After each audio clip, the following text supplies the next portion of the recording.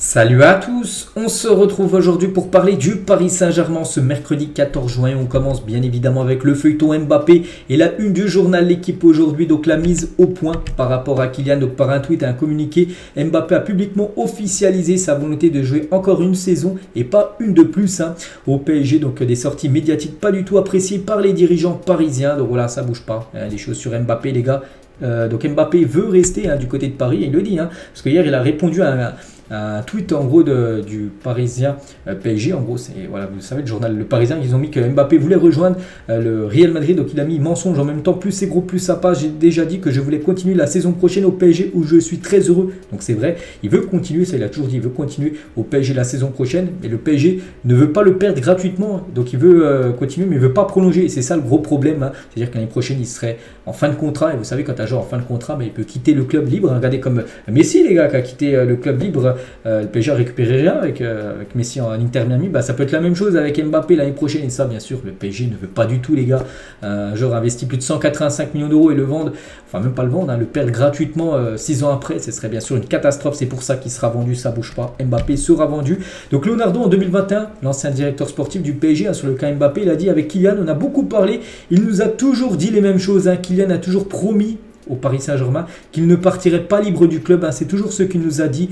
On a l'impression qu'il a changé d'avis, peut-être Kylian, parce que lui il a dit qu'il veut continuer encore au PSG mais pas prolonger, ce qui voudrait dire qu'il partirait libre l'année prochaine, alors qu'en 2021 il disait à Leonardo qu'il avait promis au PSG qui quitterait le club, qu'un club l'achèterait, comme ça le Paris Saint-Germain récupérait de l'argent. Donc bien sûr, là, il a un peu menti sur ça, on va dire Kylian Mbappé. Donc là, voilà, le PSG les gars reste toujours catégorique, c'est soit Mbappé prolonge, active la clause jusqu'en 2025, ou soit le club le vendra, il devrait être vendu. Et votre avis les gars sur Kylian Mbappé, sur PSG Community, c'est le petit sondage en bas, donc loin de mon club en gros, ça veut dire voilà, quitte le club comme ça, récupère de l'argent, il doit rester, mais bon, partir libre l'été prochain, ou pas d'avis, plus de 22 343 votes, et la plupart loin de mon club, donc moi c'est ce que j'ai mis, 50%. Donc en gros le vendre et récupérer de l'argent. Il y a quand même 25% comme de supporters, un supporter sur 4 aimerait que Mbappé reste du côté du Paris Saint-Germain, mais voilà, qui quitte le club libre l'année prochaine. Les gars, serait comme beaucoup d'argent de perdu, on peut dire. Voilà, tu peux en tirer quand même quasiment 200 millions d'euros, autant le vendre bien sûr, puis investir cette somme sur beaucoup de joueurs. Après ça va libérer aussi une énorme masse salariale, avec le départ de Messi, le départ peut-être de Mbappé. C'est vrai que c'est un gros coup dur de perdre Mbappé qui est le meilleur joueur du PSG depuis quasiment 5 ans, mais bon voilà, il faut peut-être tourner la page, tous les grands clubs ont tourné la page avec un de leurs meilleurs joueurs, regardez le Real avec Ronaldo, Messi avec le Barça, pourquoi pas le PSG avec Kylian. C'est vrai que ça fait mal, mais bon voilà, il y a plein d'autres joueurs à aller chercher, et voilà. Toujours avec le feuilleton Mbappé, donc Faiza Lamari, donc la mère de Kylian Mbappé, s'est entretenue avec Nasser, tandis que Luis Campos a parlé avec Kylian. Les incompréhensions persistent malgré tout à ce stade, il est illusoire de voir une potentielle réconciliation entre les deux clans. Donc en gros, d'après ce qui se dit actuellement, d'après le journal L'Équipe, en gros, il y a un froid extrême entre le clan Mbappé et la direction du Paris Saint-Germain, et voilà, pour une réconciliation entre les deux clans, pour l'instant, c'est pas du tout du jour, on peut dire. Toujours avec Paris, toujours avec Kylian, le PSG veut désormais montrer son autorité et placer l'institution au-dessus de tout, y compris de Kylian Mbappé. Paris ne veut plus que les joueurs soient au-dessus du club, personne n'est désormais irremplaçable. Peut-être bien de penser ça, enfin, on va dire, du côté de Paris, que personne n'est au-dessus du club, que voilà, s'il ne veut pas prolonger, il sera vendu. C'est vrai que l'émir du Qatar, le propriétaire, on va dire, du Paris Saint-Germain, avant, c'était directement, quand tu parlais d'Mbappé, il est intransférable. On ne le vend pas, on a pu voir que ça a été toujours le cas les années précédentes, mais là, vraiment, cette année, il a changé de point de vue, il a dit qu'il est à vendre, c'est pour ça que, pour moi, personnellement, je pense qu'il va quitter le Paris Saint-Germain.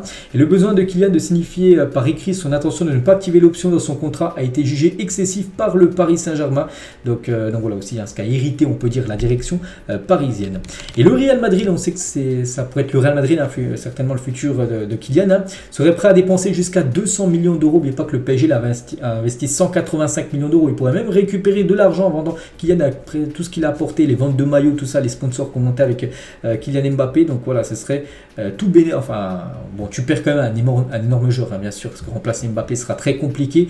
Et voilà, niveau financièrement, déjà tu recevras encore plus d'argent, puis tout ce qu'il a apporté là ces derniers temps. Donc voilà, pour moi il vaut mieux que ça se finisse comme ça, on va dire, l'affaire Mbappé, que ça se finisse l'année prochaine avec un départ libre Hein, donc voilà. Bon, après, s'il reste, imaginez l'année prochaine, il gagne la Ligue des Champions. Bon, là, ce serait bien sûr magnifique, mais bon, on sait que le PSG est très loin de gagner la Ligue des Champions, au vu de la saison, enfin, des performances du Paris Saint-Germain qui ont été très mauvaises cette saison. Donc, bref, le Real lui proposera un salaire net de 25 millions d'euros. Au PSG touche le double. Hein. Ça serait quasiment, enfin, au PSG, c'est quasiment 50 millions d'euros net qui touche Kylian Mbappé.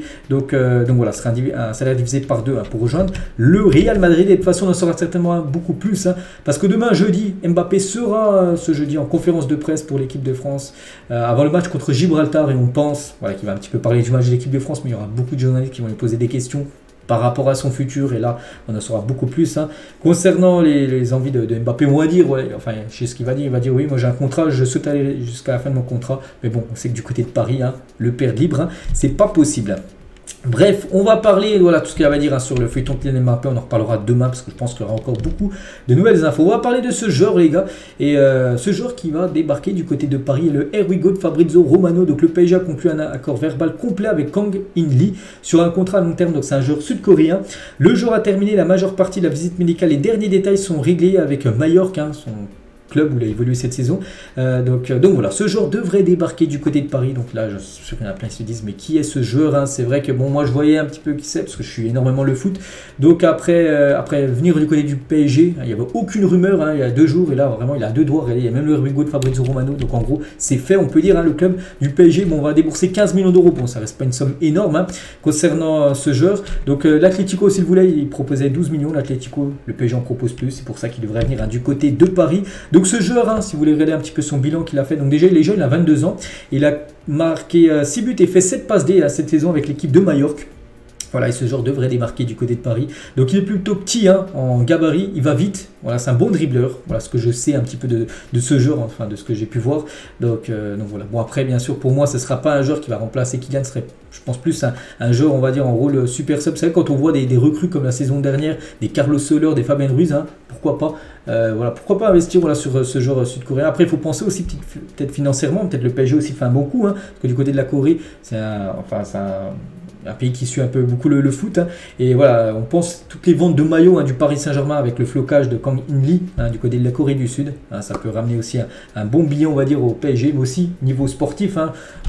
Voilà, pourquoi pas, on verra les gars, on verra. Donc voilà, la direction, c'est Luis Campos qui a ciblé le joueur. Il va débarquer. Concernant Hernandez, donc a annoncé aux dirigeants du Bayern son envie de rejoindre le PSG cet été et qu'il ne prolongera pas son contrat. Ça aussi les gars, ça peut se faire très prochainement. Parce que lui a un peu le même souci qu'Mbappé, enfin du côté du Bayern, c'est qu'il est en fin de contrat l'année prochaine. Bayern ne veut pas le laisser partir libre l'année prochaine, du coup il sera vendu, et le PSG, enfin les Munichois demandent 60 millions d'euros plus prime pour son joueur. Donc voilà, le PSG pourra mettre cette somme de 60 millions d'euros plus quelques millions de bonus pour s'offrir Lucas Hernandez. Concernant Skriniar, confirme son arrivée au PSG. Nous verrons ce qui se passera au PSG, mais l'important est que j'aille bien. Je me sens bien, mais sans jouer, on ne trouve pas son rythme. Si l'entraîneur veut m'aligner, j'aiderai l'équipe parce que je suis prêt et déterminé.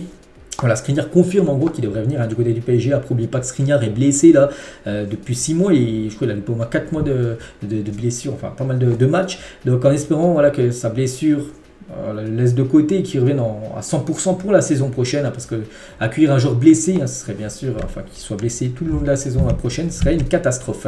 Et il devrait rejoindre le PSG pour 4 ans jusqu'en 2027. Son arrivée sera officialisée en juillet après avoir signé un pré-contrat en janvier dernier. Donc voilà, Skriniar, c'est fait. On attend juste l'annonce officielle, ça sera début du mois prochain.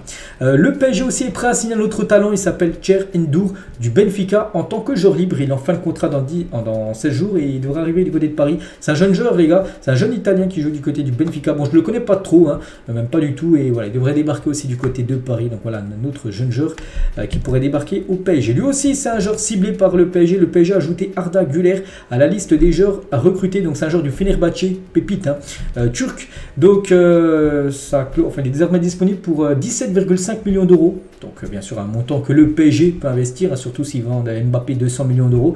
Ça ferait 10% on va dire de la somme récupérée par Mbappé. Bref, La clause de libératoire sera activée après avoir joué plus de 1500 minutes.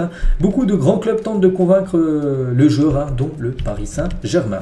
Le PSG rêve toujours d'attirer Victor Osimhen, ça bouge pas, c'est vrai qu'on parle beaucoup, on parle aussi du Coréen, on parle pas mal de joueurs, mais c'est vrai qu'il faut pas oublier le numéro 9 aussi, parce que pour l'instant, il n'y a pas de numéro 9 du côté de Paris, ça reste une priorité.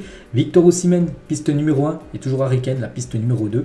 Donc voilà, concernant le poste de numéro 9. Concernant le coach Nagelsmann, donc ça devrait bien être lui. Donc déjà, il faut déjà voir l'officialisation du départ de Christophe Galtier avant que ça soit officiel Nagelsmann. Mais ça devrait... De toute façon, là, il va falloir que ça se fasse dans la semaine là ou la semaine prochaine maximum. On va pas attendre un mois pour savoir qui est le coach. Non, parce que le coach, le futur coach, que ce soit Nagelsmann ou un autre coach, doit poser ses conditions pour le mercato. Il veut déjà, c'est lui qui choisira ses joueurs et tout. Donc il faut que ça se fasse là très prochainement. Parce que Galtier, on sait qu'il ne sera pas conservé. Et Ibrahima Konaté, sur Nagelsmann, qui l'a connu du côté du Bayern, il a dit que c'était un très bon coach. Donc à l'époque, il était encore jeune, donc il avait certains défauts par rapport au relationnel avec certains joueurs, mais je pense qu'on était passé par le Bayern, il a dû emmagasiner beaucoup d'expérience, il a une idée de jeu vraiment incroyable. Si les joueurs vont avec, c'est un coach qui peut faire très très mal, même si ça s'est mal fini avec le Bayern, quand on regarde les résultats en Ligue des Champions, c'était pas mal je trouve. Maintenant c'est le souhait de venir au PSG, que le PSG le veut, ça peut être quelque chose de beau peut-être, voilà, ce que peut dire Konaté sur Nagelsmann, qu'il a connu du côté du Bayern, que ça peut être une belle aventure pour Nagelsmann du côté de Paris. Bon, on espère, c'est vrai que pour moi ce serait pour l'instant l'entraîneur libre, on va dire, le mieux on peut dire pour l'équipe parisienne. Et Konaté, tiens, sur le PSG, par rapport à ses relations, il a dit « Après, c'est dans nos gènes un petit peu. Tous mes grands frères sont fans du PSG depuis ma plus tendre enfance. Je m'en rappelle. Le premier match que j'ai vécu du PSG était le premier match de Jérémy Ménez, je crois. C'était il y a longtemps, donc c'est dans nos gènes. Ce sont les gènes parisiennes, donc c'est logique. C'est pour ça qu'il est toujours attaché, bien sûr. C'est pour ça qu'il regarde les résultats du PSG. Même s'il joue du côté de... Konaté joue maintenant du côté de Liverpool. C'est vrai que quand je parlais de Konaté, c'était je crois du côté de Leipzig. J'avais dit du côté du Bayern qui se connaissait, mais c'était du côté, bien sûr, de Leipzig. Une petite erreur de ma part. Mais voilà, donc ce qu'il a pu dire qu'il est toujours... il suit toujours les résultats du PSG.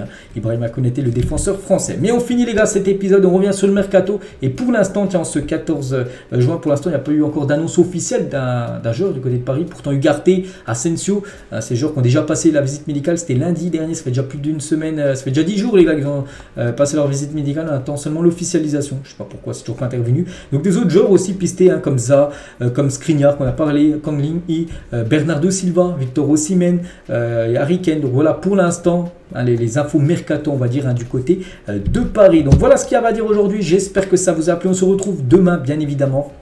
Voilà pour le prochain numéro consacré au Paris Saint-Germain. Allez, moi je vous souhaite une bonne journée et à demain.